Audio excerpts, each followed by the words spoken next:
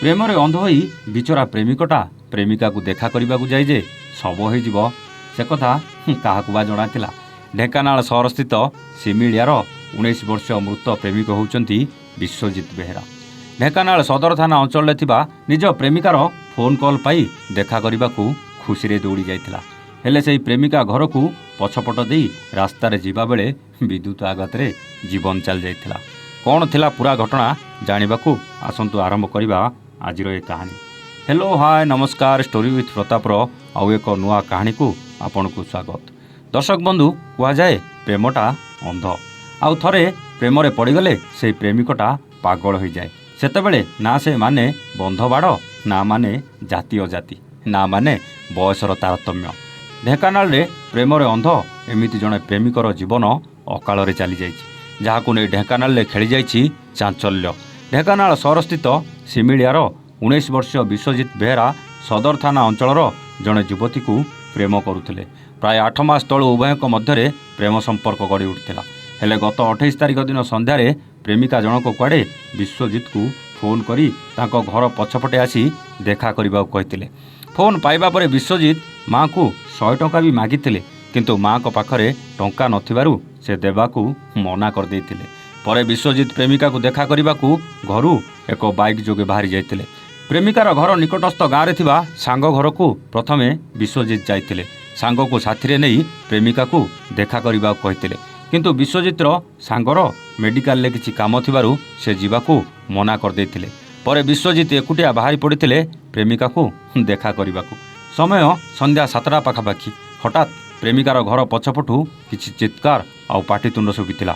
ଏକଥା ଜାଣିପାରିଥିଲେ ଘର ଭିତରେ ଥିବା ବିଶ୍ୱଜିତର ପ୍ରେମିକା। ବିଶ୍ୱଜିତଙ୍କ ମା କହିବା କଥା ତାଙ୍କ ପୁଅର ଇନଷ୍ଟାଗ୍ରାମ ଆଇଡି ପାସୱାର୍ଡ ସେ ଝିଅ ପାଖରେ ଥିଲା। ତେଣୁ ପାଟିତୁଣ୍ଡ ଓ ଚିତ୍କାର ଶୁଣି ପ୍ରେମିକା ଜଣକ ତାଙ୍କ ଘରଠାରୁ କିଛି ଦୂରରେ ରହୁଥିବା ବିଶ୍ୱଜିତଙ୍କ ସାଙ୍ଗକୁ ବିଶ୍ୱଜିତଙ୍କ ଇନଷ୍ଟାଗ୍ରାମରୁ ମେସେଜ ଓ କଲ୍ କରି ଏକଥା ଜଣାଇଥିଲେ ଏବଂ ତୁରନ୍ତ ତାଙ୍କ ଘର ପଛ ପାଖକୁ ଆସି କ'ଣ ହେଇଛି ବୋଲି ଦେଖିବାକୁ କହିଥିଲେ ବୋଲି କହିଛନ୍ତି ମୃତକ ବିଶ୍ୱଜିତଙ୍କ ମା। ତେଣୁ ତାଙ୍କ ପୁଅକୁ ଡାକି ଜାଣିଶୁଣି ସୁଚିନ୍ତିତ ଭାବେ କରେଣ୍ଟ ତାରରେ ହତ୍ୟା କରାଯାଇଥିବା କଥା ବିଶ୍ୱଜିତଙ୍କ ମା ଅଭିଯୋଗ କରିଛନ୍ତି।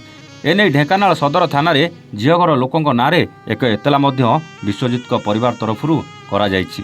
ସାଙ୍ଗର ପ୍ରେମିକାଙ୍କ ମେସେଜ ଓ କଲ୍ ପାଇ ପାଖ ଗାଁରେ ରହୁଥିବା ବିଶ୍ୱଜିତଙ୍କ ସାଙ୍ଗ ନିଜ ବଡ଼ ଭାଇକୁ ଧରି ଯାଇ ଦେଖନ୍ତି ତ ରାସ୍ତା ଉପରେ ବିଶ୍ୱଜିତଙ୍କ ଗାଡ଼ି ତ ଥିଲା, କିନ୍ତୁ ବିଶ୍ୱଜିତ ସେଠି ନଥିଲେ। ବହୁ ଖୋଜାଖୋଜି କରିବା ପରେ ପ୍ରେମିକାର ଘର ପଛପଟେ ଲାଗିଥିବା ଧାନ ବିଲରେ ବିଶ୍ୱଜିତ ପଡ଼ିଥିବା ଦେଖିବାକୁ ପାଇଥିଲେ। ଏପରିକି ତାଙ୍କ ଶରୀର ଉପରେ ଇଲେକ୍ଟ୍ରିକ୍ ତାର ମଧ୍ୟ ପଡ଼ିଥିଲା। ବିଶ୍ୱଜିତଙ୍କ ଶରୀରର ହାତ ପେଟ କିଛି ଅଂଶରେ ପୋଡ଼ି ଯାଇଥିଲା, ବେକରେ ମଧ୍ୟ ଦାଗ ଥିଲା। ଏସବୁ ଦେଖିବା ପରେ ବିଶ୍ୱଜିତର ସାଙ୍ଗ ତାଙ୍କ ବାପାଙ୍କୁ ଫୋନ୍ କରି ସବୁ କଥା ଜଣାଇଥିଲେ। ତୁରନ୍ତ ଅନ୍ୟ ଜଣକୁ ସାଙ୍ଗରେ ନେଇ ଘଟଣାସ୍ଥଳ ଯାଇ ପହଞ୍ଚିଥିଲେ ତାଙ୍କ ବାପା ନଗେନ ବେହେରା। ବିଶ୍ୱଜିତକୁ ଧାନ ବିଲରୁ ଉଠାଇବା ସମୟରେ ତାଙ୍କ ସାଙ୍ଗ ମଧ୍ୟ କରେଣ୍ଟ ଖାଇଥିଲେ। ପରେ ସେଠୁ ତାଙ୍କୁ ଉଦ୍ଧାର କରି ମେଡ଼ିକାଲକୁ ନିଆଯାଇଥିଲା। ସେଠାରେ ଡାକ୍ତର ତାଙ୍କୁ ମୃତ ଘୋଷଣା କରିଥିଲେ। ଗତକାଲି ଏନେଇ ବିଶ୍ୱଜିତଙ୍କ ପରିବାର ଲୋକେ ସଦର ଥାନାରେ ପ୍ରେମିକାର ଘର ଲୋକଙ୍କ ନାଁରେ ଲିଖିତ ଅଭିଯୋଗ ମଧ୍ୟ କରିଛନ୍ତି। ପରେ ସାଇଣ୍ଟିଫିକ୍ ଟିମ୍ ଓ ପୋଲିସ ଘଟଣାସ୍ଥଳରେ ପହଞ୍ଚି ଅଧିକ ତଦନ୍ତ ଜାରି ରଖିଛି। ତେବେ ବିଶ୍ୱଜିତ ସହ ଝିଅର ପ୍ରେମ ସମ୍ପର୍କ ଥିବା କିଛି ଦିନ ତଳେ ଘର ଲୋକେ ଜାଣିବାକୁ ପାଇଥିଲେ।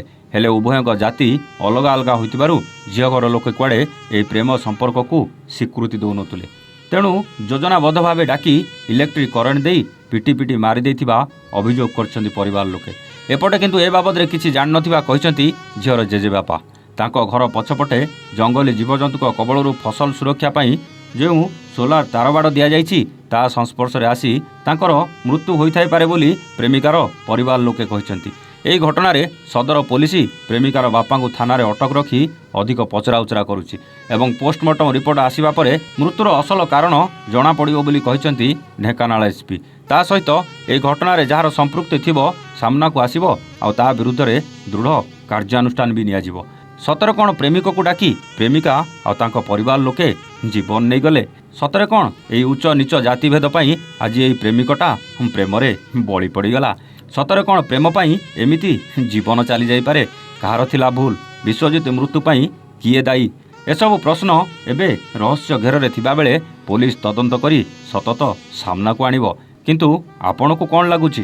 ଆପଣଙ୍କ ମତ କମେଣ୍ଟ କରି ନିଶ୍ଚୟ ଜଣାଇବେ। ରହୁଛୁ। ନମସ୍ତେ, ଜୟ ଜଗନ୍ନାଥ।